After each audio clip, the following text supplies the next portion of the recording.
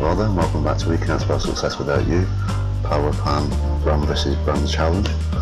In this section of the channel we want to have a look at branded food, which brands are actually better for you, which can improve your health, which ones are better for weight gain, weight loss and diabetes type 2, which is the better ones for your heart conditions. We're going to look at 4 sections. First one, calories, where we can see if we can control weight by going for a low calorie food. We're going to look at saturated fat, people with heart conditions will benefit from.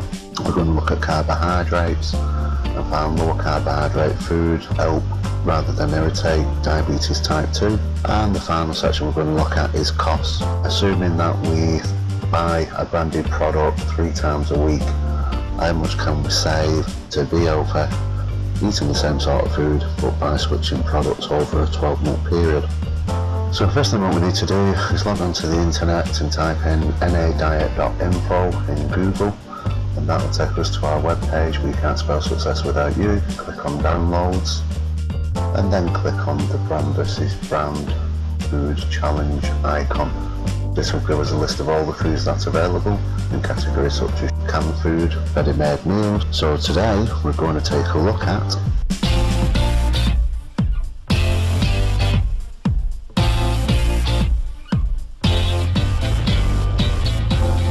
apple. So today we're going to look at fruit and veg, and probably not the most exciting subject. One thing what we need to appreciate with fruit and veg is that historically it'll be full of nutrients, and these nutrients will be all your vitamins. It'll be vitamin C, B1, B2 and all your iron and things like that in there. Generally food these days is force grown, so we can't look at those sort of statistics anymore. What we can do is look at food as such as calories, carbohydrates, saturated fat to see which are the healthier options. But we have to be aware is that when we're actually purchasing fruit and vegetables is the source, and if you can, but it's the most expensive but you will get more nutrients in it, is by shopping organically. And if you shop organically, this means that you'll get away by eating 5 a day. Failing that, probably because of how much it actually costs. If we look at the traditional markets, where a lot of people in the 70s, 80s used to always buy the fruit and veg from markets, which is locally grown.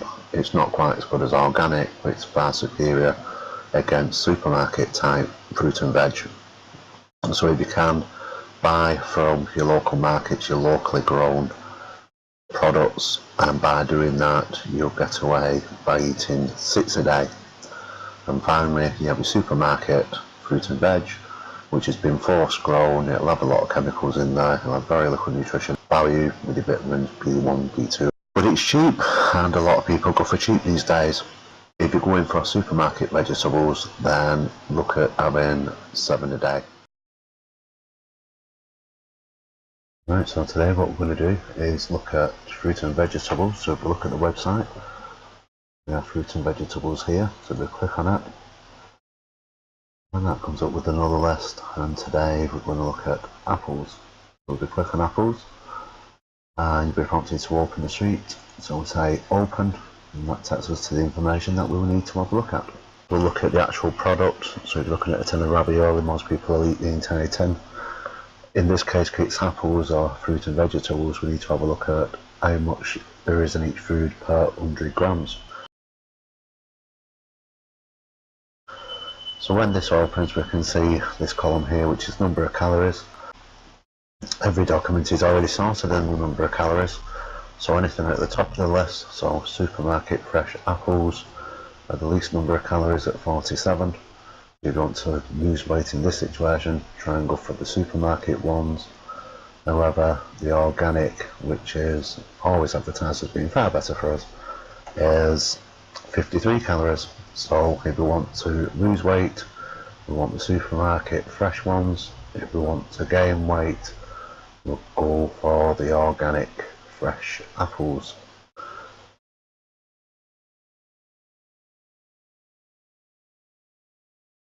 So now we've just changed the table slightly. to look at saturated fat, and there's 0.1 grams in, so obviously this is a very good product if you have heart conditions. I kind of go against it for weight loss because it's a hard product, so when you eat it it's going to slow the digestive system down, it will fill you up. But if you're not that particularly bothered about the weight, or if you want to do weight gain and you're worried about saturated fat, then this is, you know, pretty good for any heart conditions, as every single product only contains 0.1 gram of saturated fat.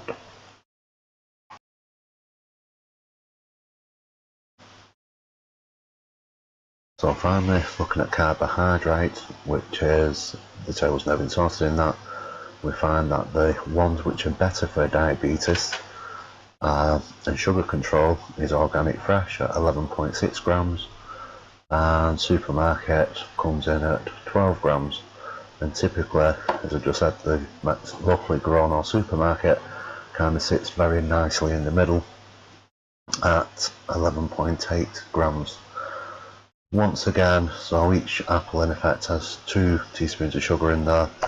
So once again, for weight gain, it's ideal. For weight loss, it's not great. And for diabetes, you know, go for organic type apples rather than supermarket. And there we have it. So the final one that I want to do is price. So if price is an issue, we'll go and get 4 apples from the market at £1.50 compared to organic, which sits nicely in the middle at £1.98, and then supermarket fresh at £2. But what would this mean to us eating this thing over a 12-month period, and if you had 3 apples a week? And if you do like apples, or you do want to eat your 5, 6, 7 a day, you know, if you go for apples, then have more than 3 a week. So back to the website, we click on downloads, go for wealth savings calculator, we click on that, and this will give us a spreadsheet. What we can do with this is, the food name is apples, we're looking at supermarket versus locally grown. Both of these are coming in packs of 4, so we can put 4 in there. I'm going back to the Word document, so supermarket, we just copy this, paste it in the yellow area there, and locally grown, so we go for this section and copy it there. And we're going to eat 3 a week, which is 12 apples, which is like a lot. And what this will tell us is that with that switch, you'll eat the same amount of food, you will gain weight, because there's 2 calories extra in each of the foods. Would this switch be good for diabetes? Yes, it would. Is the switch good for the heart? Well, apples have 0.1 saturated fat in there. So the answer is no. It's actually the same, but the spreadsheet basically says no. And then if we look at the price over a year, this one simple switch, so instead of getting these apples from the supermarket, leave it, go to the main markets where they're locally grown, and you would save £78 per year. However, because it's apples, we would actually gain £1 in weight. So, and like I say, if you have read or you do read my book, then I do say avoid apples. But the fact is that we can actually save £78 per year.